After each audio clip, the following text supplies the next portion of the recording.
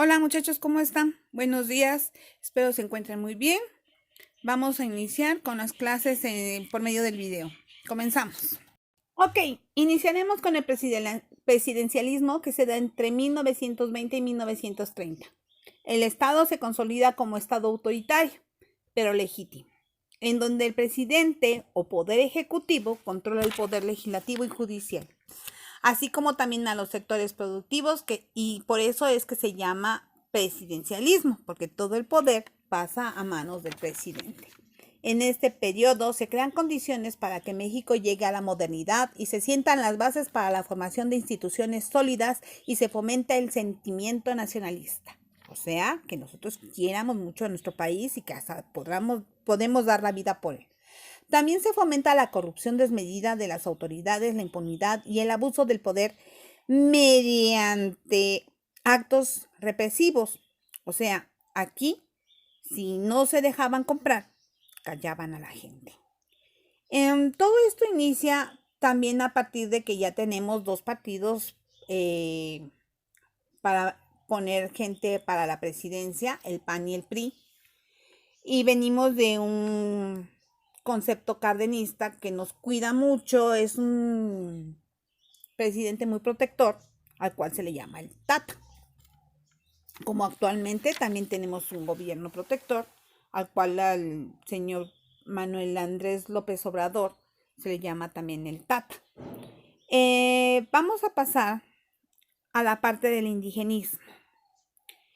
Es la corriente cultural, política y social encaminada a valorar los usos y costumbres de las comunidades indígenas y reconocer que siempre han sido, desde la época de las culturas o prehispánicas, objeto de discriminación, exclusión, marginación a lo largo de la historia. Aquí se les considera indígenas a las personas que hablan una lengua o que conservan ciertos usos y costumbres propios de las culturas prehispánicas. Aquí no nos hemos dado cuenta que realmente los dueños de México son ellos. Los raros somos nosotros que fuimos adoptando otro tipo de culturas y que ahora ya nosotros somos multiculturales. Las políticas que se han tratado de usar para ellos en lo político y social siempre han sido conflictivas. En la época virreinal se mantuvo a las comunidades bajo un régimen de tutela y protección. Se les separó de los españoles y las castas, o sea, eran diferentes. Se les daba un lugar diferente a ellos. En la independencia se cuestionaron sus derechos a la propiedad de la tierra, así como derechos políticos. Todo los lleva a una resistencia y a una rebelión de las comunidades indígenas en contra de los gobiernos coloniales e independientes. Las políticas indigenistas del siglo XX toman en cuenta a las comunidades en los programas sociales educativos, pero con poco éxito, ya que en estas comunidades siguen siendo víctimas de la desigualdad y marginación.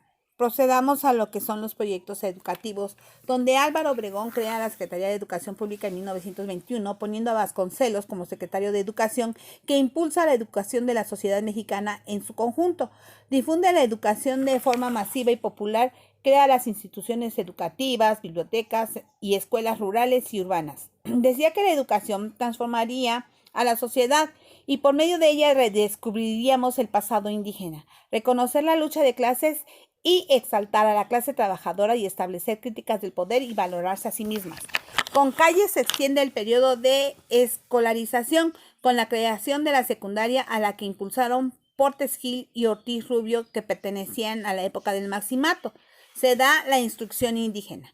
Lázaro Cárdenas introduce la educación socialista, que genera polémica con los conservadores y con la iglesia. Se trata de promover el nacionalismo, combatir el fanatismo religioso y crear conciencia con obreros y campesinos. Se impulsa la educación estatal y el combate al analfabetismo. En 1958 se crea la Comisión Nacional del Libro de Texto Gratuito, que se distribuye en las escuelas del país. Ahora vamos a seguir con el tema de nuevas instituciones de seguridad social. Se implementaron programas encaminados para la clase trabajadora para satisfacer el derecho de una vida digna. Se establecieron acuerdos con el Estado creando instituciones de seguridad social. el Instituto Mexicano del Seguro Social, IMSS, en 1943, con el gobierno de Ávila Camacho, y su objetivo es proteger a los trabajadores y sectores populares. El SSA, que es la Secretaría de Salubridad y Asistencia, en 1943. El ISSSTE en 1959 con Adolfo López Mateos para brindarnos servicios de salud y protección social para los trabajadores del Estado. El Instituto de Seguridad y Servicios para los Trabajadores del Estado. Ok. Bueno, estas instituciones promovieron la ayuda, el darles medicina, el apoyarlos, ellos ahí guardando lo que va a ser lo que van a tener de por vida, ese salario, ¿cómo se podría decir? Les dan para que ellos ya no tengan que estarse peleando por tratar de subsistir cuando sean ya grandes. Ok, empezamos con el modelo exportador a la sustitución de importaciones. Es cuando México se dedica a ser exportador de materia prima y ellos compran aparatos electrodomésticos, textiles, automóviles. Y cuando se da la crisis económica de 1929 en la Bolsa de Nueva York, entonces estas se reducen a un 60%, lo cual hace que México, en lugar de seguir comprando, él empiece a generar, él empiece a crear, él empiece a elaborar y se sientan las bases de la nacionalización del petróleo con Lázaro Cárdenas. Y en 1940 México, después de la Segunda Guerra Mundial, es cuando él empieza a realizar, a crear, para que nosotros tengamos un consumo propio y así favorece el consumo de los productos nacionales dentro del país y solo importan insumos y tecnología para nuestra industria. Aquí en México se implementaron las políticas proteccionistas para proteger la industria nacional. Muchas potencias.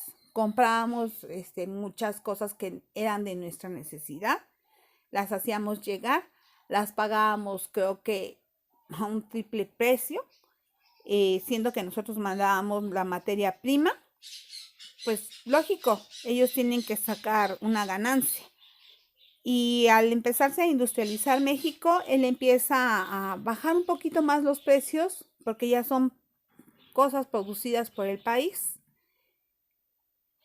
Y eso nos benefició mucho. Bueno, hasta aquí se terminaría lo de esta semana. Me despido de ustedes. Gracias.